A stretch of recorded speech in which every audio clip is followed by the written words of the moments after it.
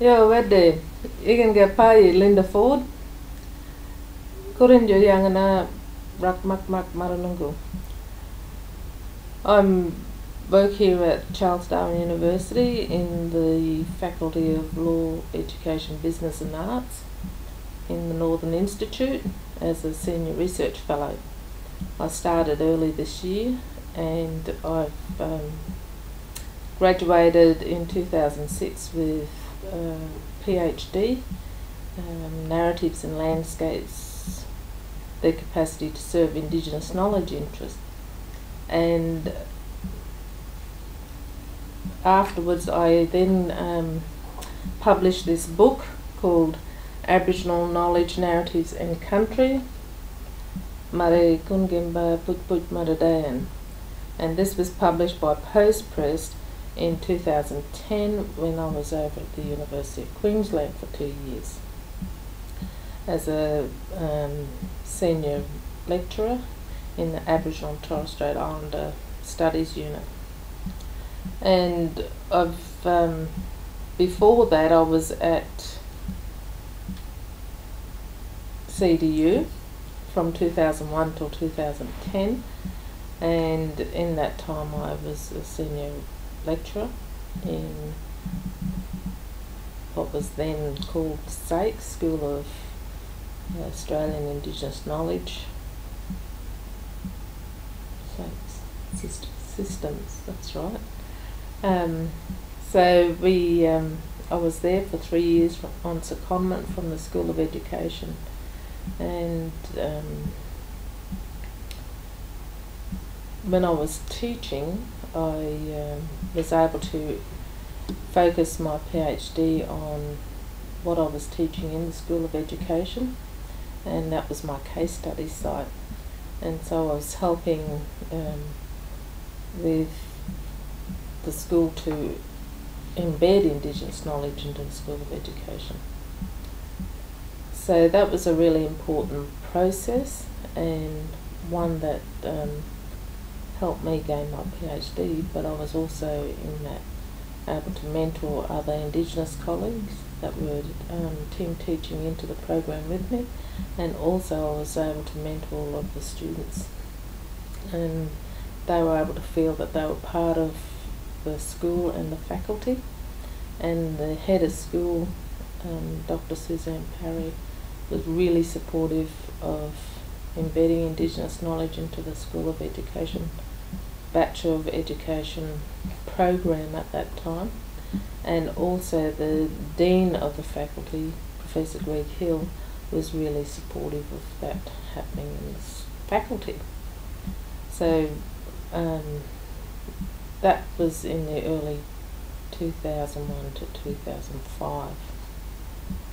After that things changed a bit, and prior to that I taught at Bachelor College, which is now known as Bachelor Institute of Indigenous Tertiary Education, and that was the area where I had learnt a lot of the conceptual framing around my own teaching and learning about Indigenous knowledge, and that's what really helped me think about my PhD and about embedding Indigenous knowledge into core curriculum for higher education in universities. And I saw this as a really important process for other Indigenous and non-Indigenous people to learn about Indigenous knowledge and the importance of that, because it's about our integrity and our knowledge and our heritage, and how to promote that in a way that we want to promote that, and not to be constructed by others into what they want us to think about ourselves. So now what I'm doing as a senior research fellow is doing full-time research. I'm teaching postgrads from honours, masters and PhDs, so that's my only teaching role. unless other people want to invite me in to teach undergraduate students. But the other roles that I do is sit on other committees at the university, and I often get invited to ACIKE meetings to have input into Indigenous higher ed policy. What else? The Office of PVC Teaching and Learning has provided money to the School of Education earlier this year to do a consultancy on embedding Indigenous knowledge into the Bachelor of Education program. And I've done that now consecutively for about about 4 reaccreditation processes. So I think that when I had a look at this program, I really the team that I worked with was Tanya Nasser, Alan Arnott and John Pryor, and what we did was went through a process of looking at all the course material, and then I interviewed all the staff in the School of Education that taught into the Bachelor of Education. Had interviews with ACIKE and with the Teacher Registration Board, and invited Indigenous community to come in to have their say about what was happening in the School of Education program. And so the outcomes of that now with a PVC Office of Teaching and Learning, and with the new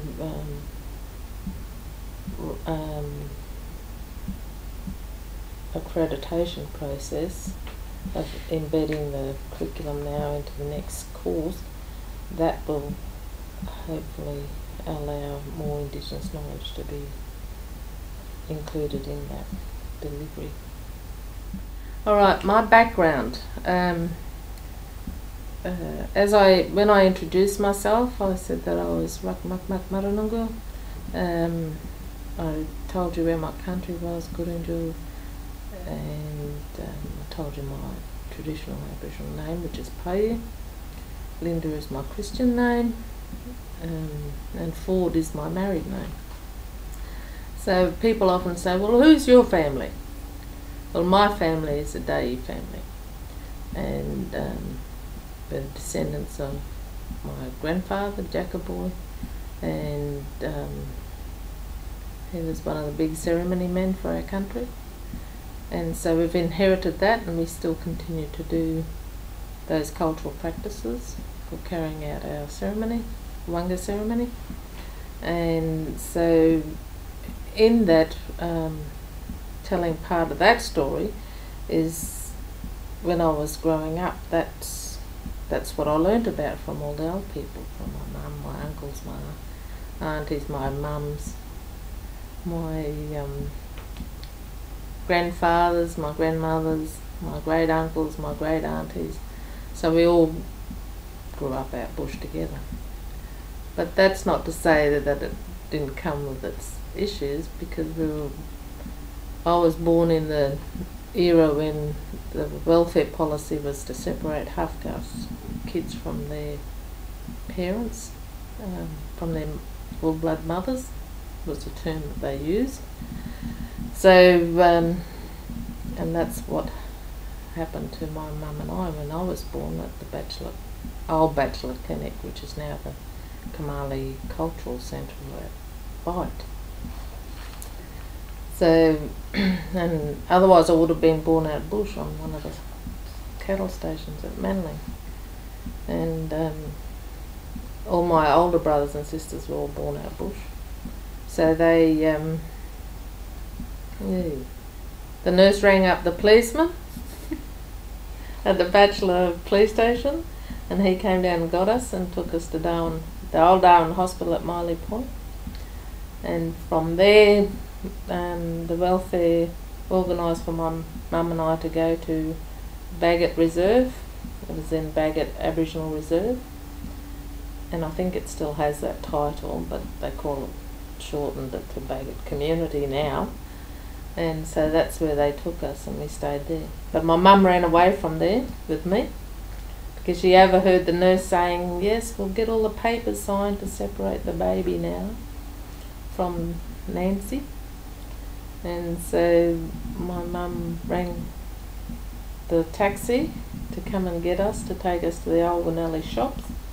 And you've got to remember, back then Bagot was sort of on the outskirts of Darwin. Sort of. So we went to Winnelli shops, and from there my mum kept going back to country. Yes, and it was near the end of March, so you could imagine what the weather was like. Very wet, big tall spear grass everywhere. And the roads out along the Cox Peninsula were only little dirt tracks, and she had to swim the tumbling river with a 2-week-old baby strapped to the back of her head, wrapped up in paper bark. So if I floated down the river, she could probably swim after me and grab me. Anyway, she crossed 5 rivers going back out to the country, out to the Finnis, which is now Finnis River Station, but that's where we went. And the policeman rode out on his horse either. This is one of the stories that I didn't share with you. And my father said to go away, you're trespassing on my property. And anyway, we were summoned to go to court, and we had to fight to keep us together. Anyway, they succeeded in keeping us together, but we've grown up with that and knowing that part of our history, and as sad as what all that is, we got to be protected from my white father, Max, and we were able to stay together under his guardianship and his very, what would you say, he was very strict about where we could go and where we couldn't go, and he was very protective about keeping us together. I went to school at Bachelor Area School from kindergarten right through until grade 10. I was the only year 10 kid at school. I was a school captain from about year 8 to year 10 for 2 years, school captain. Probably because I was the oldest kid in the school at that time. And then when I went off to, it was my turn to go off to boarding school to Darwin, Cyclone Tracy had come and wiped out all the boarding facilities, so I went interstate to boarding school and finished year 12. When I finished year 12, well, I was school captain at boarding school and captain of the different teams, basketball, soccer, cross country, athletics team. So we, when I finished year 12, that's right, I came back to Darwin, to Bachelor, and that's where all my family are, and tried to get into the vocational training at Bachelor, and they said you'll have to go somewhere else because you've got year 12. Anyway, I went off to Darwin. I went up to Darwin for Bachelor and tried the task force, and they said no, you'll have to try the community college. So I went to the community college and thought, oh well. And by this stage I'd heard from Townsville College of Education over at Townsville, and I accepted to go into do my college degree over there. So I went to Teachers College and I had a choice of doing it mainstream or through the Aboriginal and Islander teacher education program, ACIKE, and I went in with a group referred to as G5, and Eddie Marbo, Irene McBride, Shirley Close, Irene Hockey. Goodness, a lot of people were in there from north up and down the Queensland coast and Torres Strait Islands, and I think I was the only one from Northern Territory, and there was one lady, Rosemary Murray, from Western Australia that was there.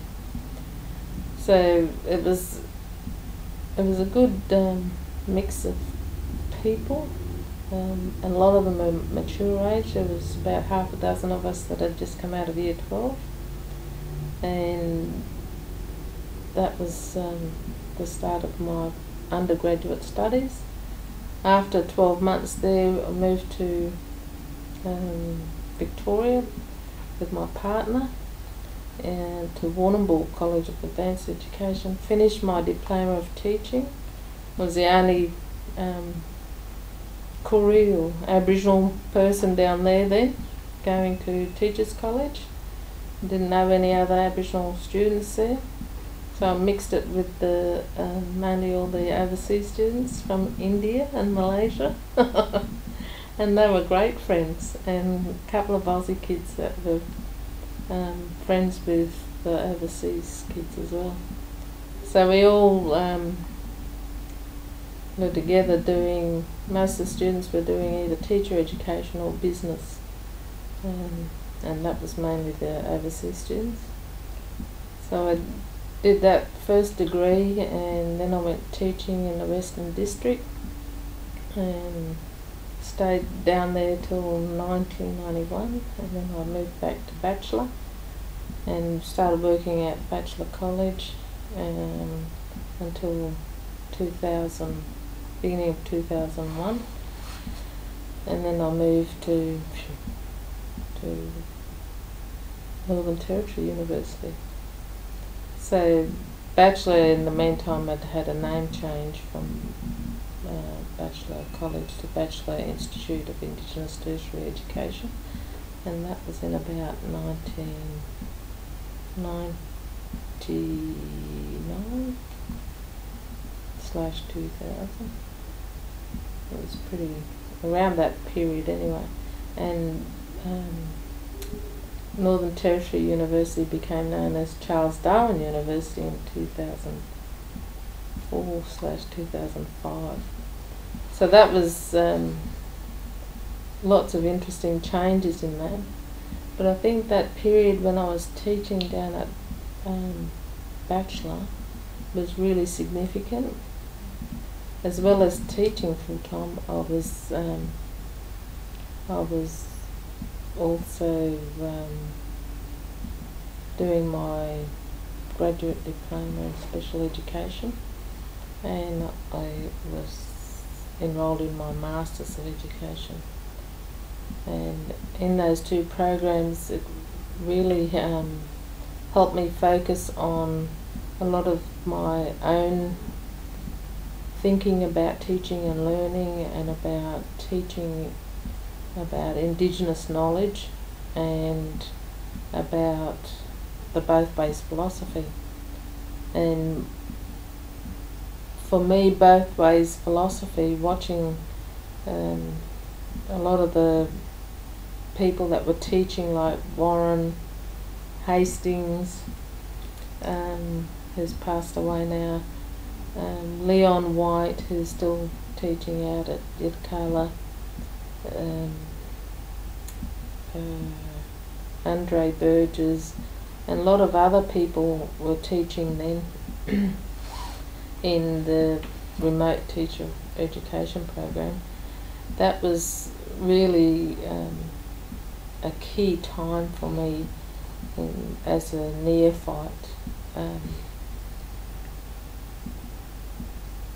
coming out of Teachers College. Now that period was in '85, I think, when I first graduated. And I worked at Bachelor College as a tutor for 5 months. And I'd come back up for one of my mum's older sisters' ceremony. Anyway, after that I went back down south and was teaching down there. And in 91 when I came back I was teaching with the same people. So it was really good for me to come back and see how this both ways philosophy was working, and I'd heard lots about the Deakin Bachelor Aboriginal Teacher Education Program, how that worked, and they referred to that as debate, and I thought, wow, this is fantastic. This is really good, and the both ways philosophy was born out at Yirrkala with all the Yolngu teachers out there, like Mundawar, Shirley Nipranji, and a whole host of other people and their community members, and they looked at how the salt water came into their little creek there, and the fresh water coming down, and how the two water systems met, and they talked about that as the both ways philosophy and how rich that material was that grew in that, and that's the original metaphor that both ways came from. And having that in mind was really significant for my work then, from then on. And as I did my graduate diploma and developed my first unit of work to teach at Perak Primary School in the gifted unit with Aggie Phipps, I looked at developing I think it was a 8-week unit, and specifically looked at intercultural patterns, and I focused on Indigenous cultures in the Northern Territory specifically, to be able to share the Indigenous knowledge with non-Indigenous cohort basically. And I talked to my mum about how I should engage with that, and talked to Aggie Phipps as my supervising teacher, and talked to my lecturers at Deakin about how I should go about embedding this. And so I did that, and I thought, wow, this is really great, because it was working. And then I looked at in some of my other work that I did for my masters was working with Indigenous kids from Bachelor Area School with otitis media, and some of them impediments that cause them physically not to be able to hear what was being taught. And so I looked at classroom environment, teachers' instructions, and so we worked out a whole new way for the teacher to engage with the kids, and for the kids to be able to engage with the teacher. And before I came along to do that research, the teacher wasn't aware of how this was impacting on the learner, that when they got gluvia, because it's not really, the symptoms aren't obvious because they're inside the kid's head, inside the ears. It's a middle ear infection, and often it's referred to as gluvia, and that's the noises on the lino and things. So they got carpet in the classrooms, and they got the different air conditioners in the classroom instead of the old rattlers. And so they were able to make small changes but significant changes that led to better learning outcomes for the child and better teaching practice for the teacher. And instead of the Aboriginal kids sitting up the back, they got to sit down near the front so they could lip read what the teacher was saying, and their ears were not really good. So those sort of really practical things to research really shifted my thinking. And the next project that I did was teaching again, but this time to old people in Bachelor, Amangal and at Acacia. And there were some people that came from Darwin River as well. But in that was one of my highlights of my teaching career, I think, in terms of making a real difference for Aboriginal people. And I brought a lot of the old people up to OPSM to get new glasses, and they couldn't believe it that they could see things. And that was under the Fred Hollows program that was funded at that time, back in, it was about 94, 95, 96. Yeah. Anyway, under the Fred Hollows program. And so those old people learned how to write their names instead of putting a cross and getting other people to get their money out of the bank. And they learnt to be able to get their own bank book, so they could sign their name for that. And also they were able to apply for housing instead of living under blue tarps out in the bush, out in the scrub around Bachelor. So anyway, that was a huge big difference, made a huge difference to their health, to their whole general way of life. And even today when I go and see them, they say, look, I still got my mirror glass. And I just think, wow, that's so much of a difference it made. And they're still in the houses. Well, they're in flats at Bachelor. And I just think that's 20 years of solid work, and that's a payoff of getting a good education to be able to go back and help your family. So that was really significant and important to me, and it still is, obviously. And when I was growing up as a kid, my uncle, my mum's brother, said to me, you go away and get that white man education, you come back and help us. And I'd like to think that's what you're going to do, and go back to your community and help all your family and make a contribute to their growth and development the way that they want it to happen. And I think the rewards from that will just be with you forever. And you can, I've been and taught down in Victoria, and that's all important, but the rewards are just insurmountable when it comes to just coming back to your own country and to your own people and helping them. And I think that one of the projects that I worked on when I was doing my graduate diploma in special ed, I was also involved in land claim, and this book was an outcome of that land claim, and this is my mum on the front cover of Country of the Heart, and all my family are in this book. And and there's a photo in the back of me when I was a poor bugger with my oldest daughter, and she's now 16.